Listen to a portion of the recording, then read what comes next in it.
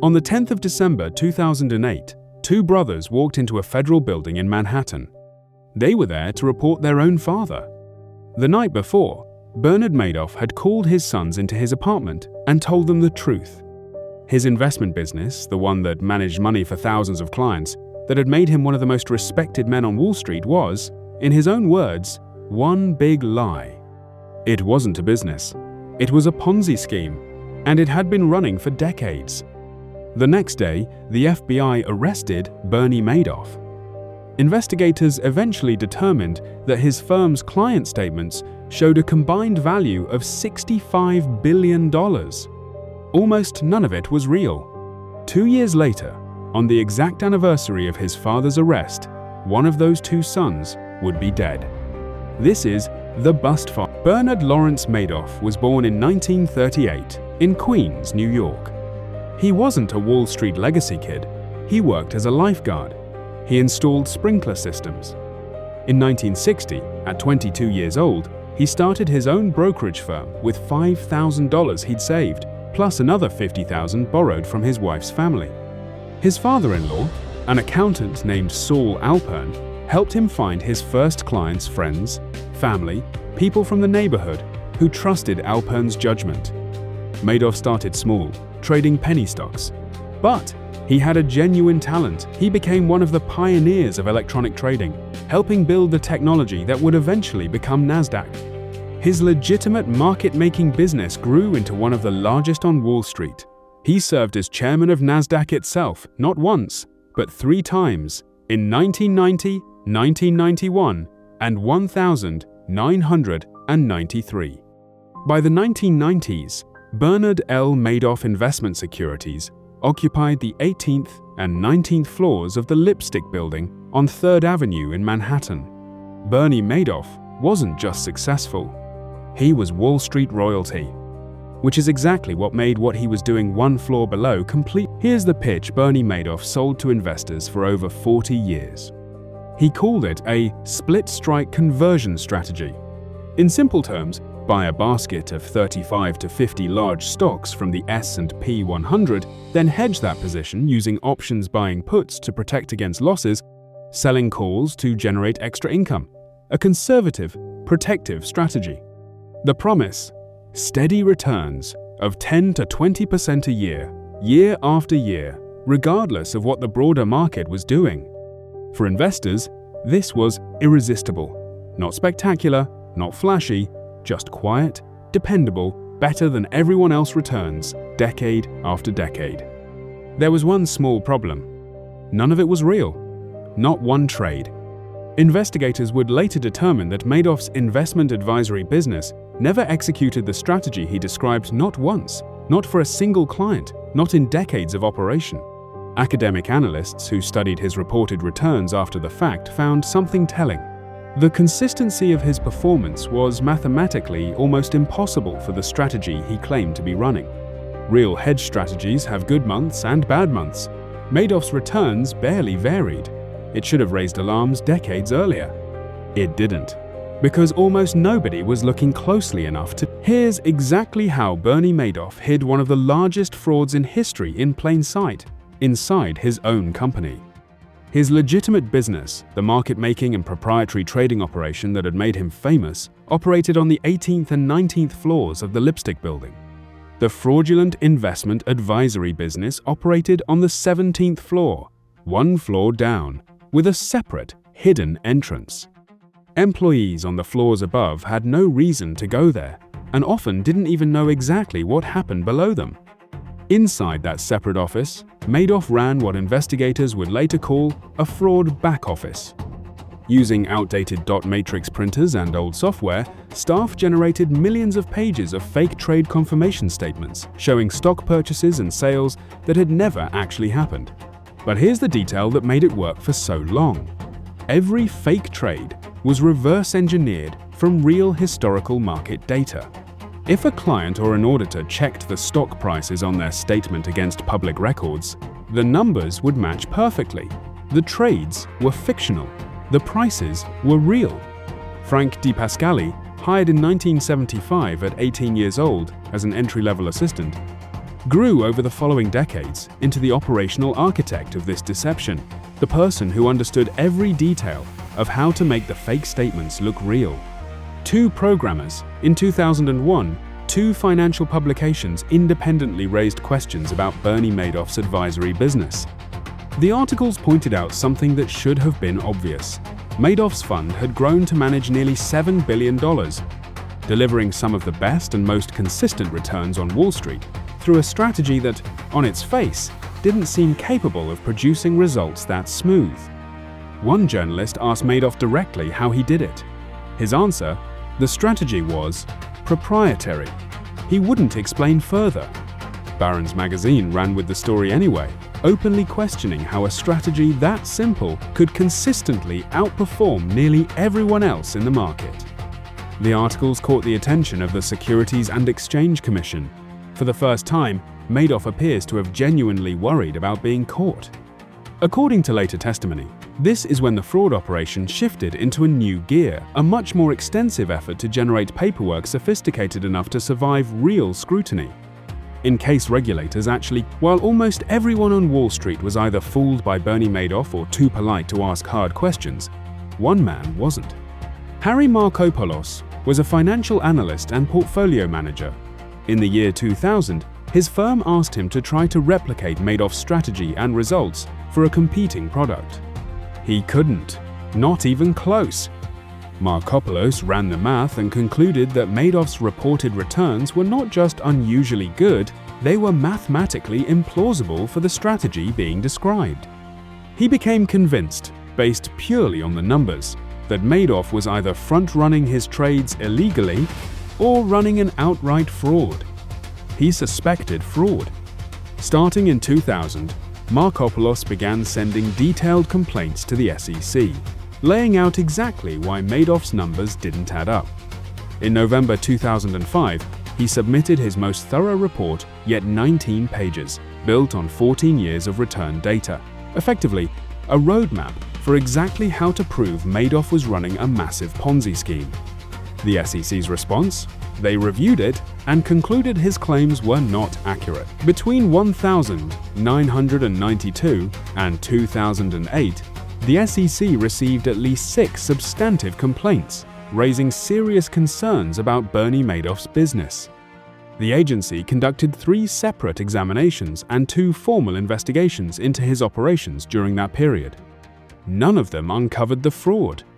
A later internal review by the SEC's Inspector General found that investigators assigned to look into Madoff in 2003 lacked the specific financial expertise needed to properly analyze what they were looking at.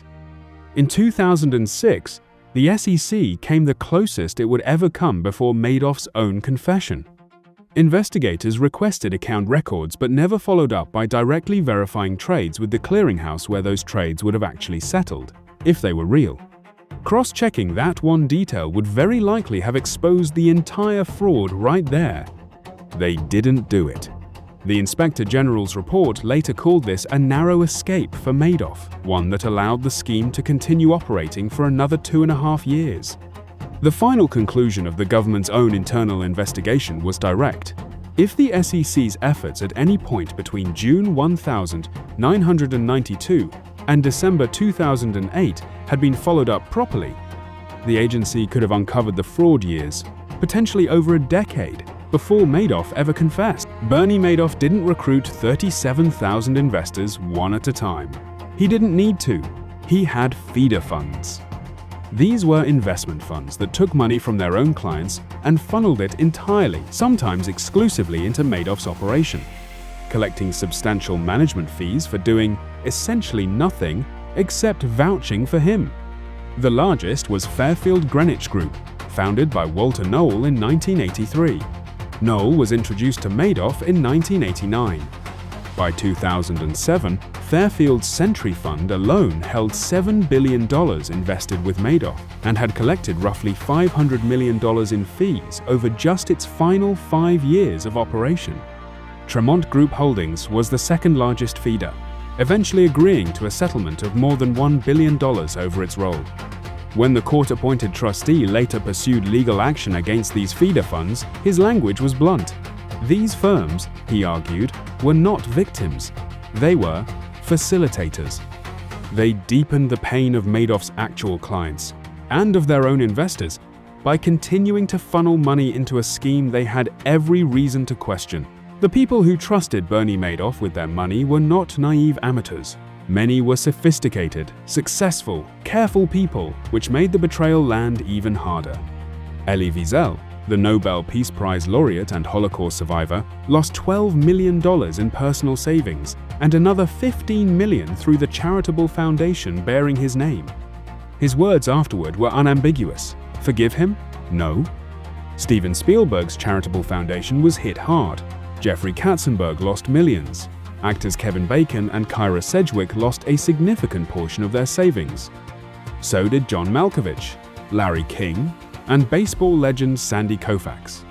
Fred Wilpon, the owner of the New York Mets, had deep financial ties to Madoff's funds that became part of the fallout. But beyond individual celebrities, the deepest damage hit an entire community. Many of Madoff's investors found him through Jewish philanthropic and social networks in New York and South Florida synagogues, charitable boards, country clubs, elite Jewish schools, Yeshiva University, and major charitable organizations like Hadassah all lost enormous sums. In total, more than 16,500 people and institutions filed formal claims as victims. The broader estimate of people affected worldwide, accounting for pension funds, charities, and indirect exposure, reaches into the tens of thousands. Bernie Madoff's scheme didn't fall apart because investigators finally caught him. It fell apart because of arithmetic.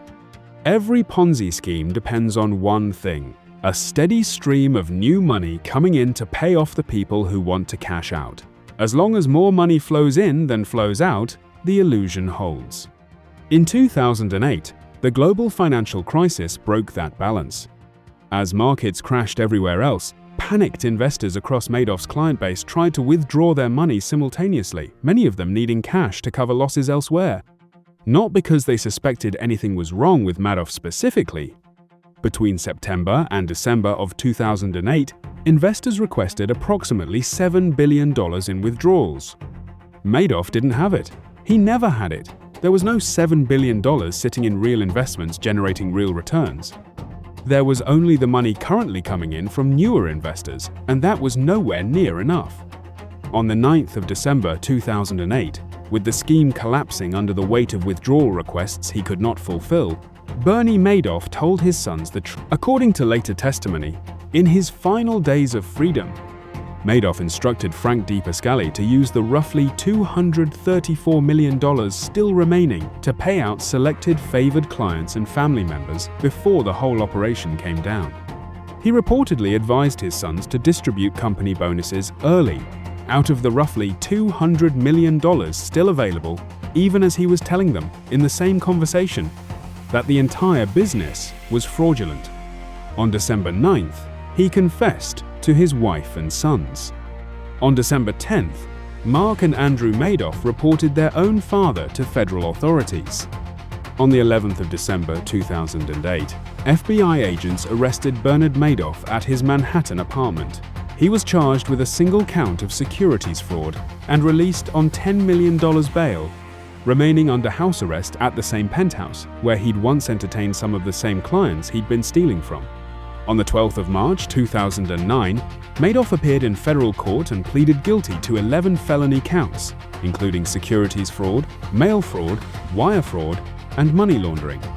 In his own words to the court, "I knew what I was doing was wrong, indeed criminal. I believed the recovery would come quickly and I could extricate myself and my clients from the scheme. But this proved difficult and ultimately impossible." On the 29th of June 2009, he was sentenced to 150 years in federal prison, effectively the maximum possible sentence.